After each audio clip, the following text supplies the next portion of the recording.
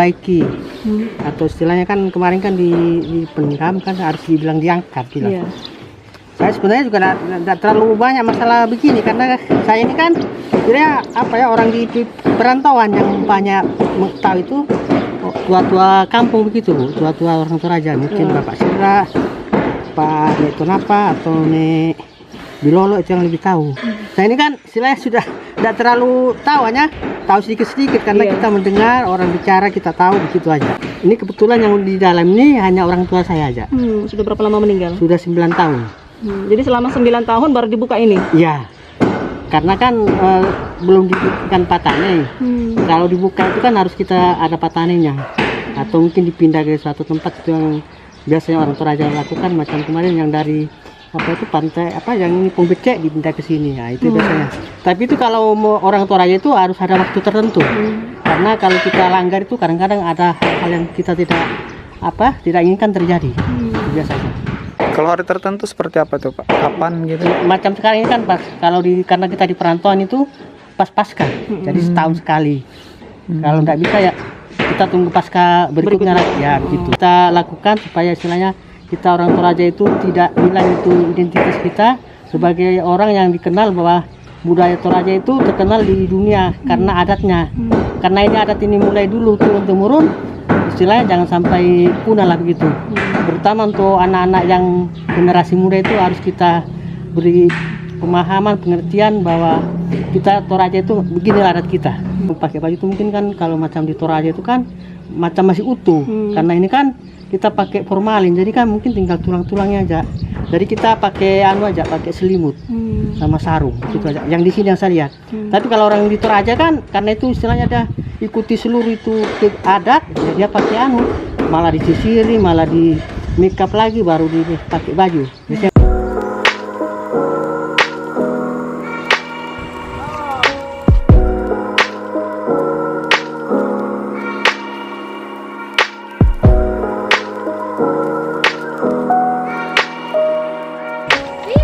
Persemayan setelah beberapa saat yang lalu, makam ini dibongkar dan juga jenazah kakek Latimbang yang sudah berusia kurang lebih 80 tahun ya, dan meninggal pada tahun 1988 bertepatan pada tahun baru Cina. Dan saat ini usia kakek ini setelah meninggal 32 tahun baru dibuka makamnya, dan inilah hasilnya dari tulang belulang kakek Latimbang, dan juga ada kerabat-kerabat, anak, cucu, menantu, keluarga yang lain telah menyaksikan tulang belulang kakek Latimbang yang telah dikeluarkan, dibersihkan, dan saat ini dijemur beberapa saat. Setelah kering, kakek ini akan dimasukkan ke dalam peti dan kembali ke liang lahat untuk dimakamkan kembali dan akan ditutup. Dan juga biasanya ritual-ritual nenek ini, mereka keluarga akan memotong babi ataupun juga mungkin sapi ataupun juga biasanya kerbau. Dan ini salah satu, ini adalah istri dari kakek Latimbang yang beberapa tahun sudah meninggal. Kurang lebih berapa tahun? Kurang lebih 4 tahun. Kurang lebih 4 tahun dan baru dibuka, dan ini hasilnya nenek Maku ya. Nenek Maku berjenis kelamin perempuan. Nenek Maku. Maria Maku. Maria Maku. Ini masih utuh. Juga jenazah nenek Maku ini masih utuh ya. Masih utuh, masih ada rambutnya, masih ada tulang tengkoraknya, juga ada kakinya. Setelah kering nanti nenek ini akan dimasukkan kembali ke liang lahat ataupun juga patane.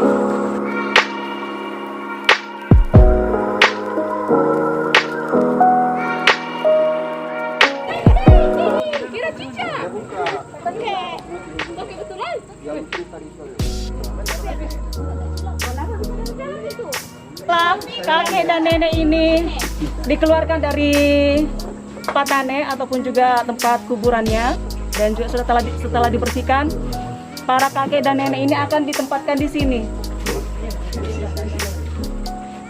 di peti mati ya, di petinya yang sudah bersih, dan dan juga nanti disusun rapi-rapi, disusun lebih layak, lebih bagus lagi. Setelah mereka ditempatkan di sini, kakek dan nenek ini akan kembali di liang lahat sana di Patene untuk dimakamkan kembali dan akan dibersihkan selayaknya orang lain yang meninggal. Ritual Manenek suku Toraja di perantauan Kabupaten Nunukan inilah seperti inilah kegiatannya, ritualnya, dan yang pasti sanak saudara melihat dan juga ikut membersihkan kakek dan neneknya di mana beberapa puluh tahun yang lalu telah meninggal, dan saat ini kakek dan nenek dijemur untuk dibersihkan dan juga tulang belulang ini akan kering. Setelah kering, nanti kakek dan nenek ini akan masuk di dalam peti di mana selayaknya orang yang sudah meninggal.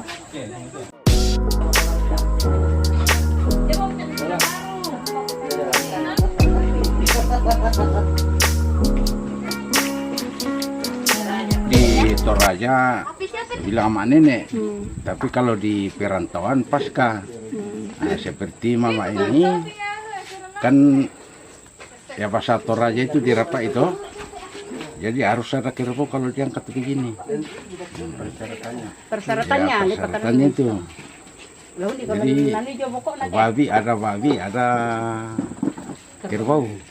Jadi ini istilahnya sudah terakhir di acaranya ini kalau memang artinya orang Toraja itu mulai dari nenek moyang memang begitu. Jadi harus potong kerbau sama babi karena dia punya acara terakhir sudah ini.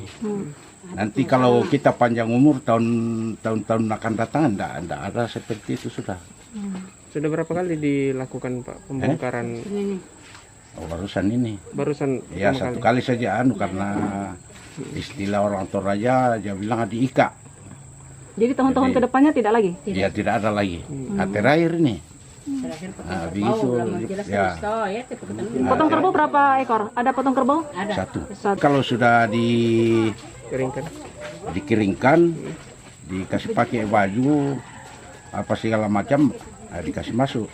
Jadi besok tinggal acaranya besok ibadah. Ya.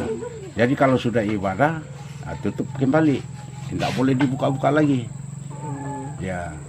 Jadi kalau panjang umur nanti pasca tahun akan datang tidak ada apa-apa sudah itu. Artinya kita bawa bakar-bakar lilin apa. Oh, tidak dibongkar lagi ya? Ya. Tidak dibuka lagi ya? Pak Timbang. Pak Timbang.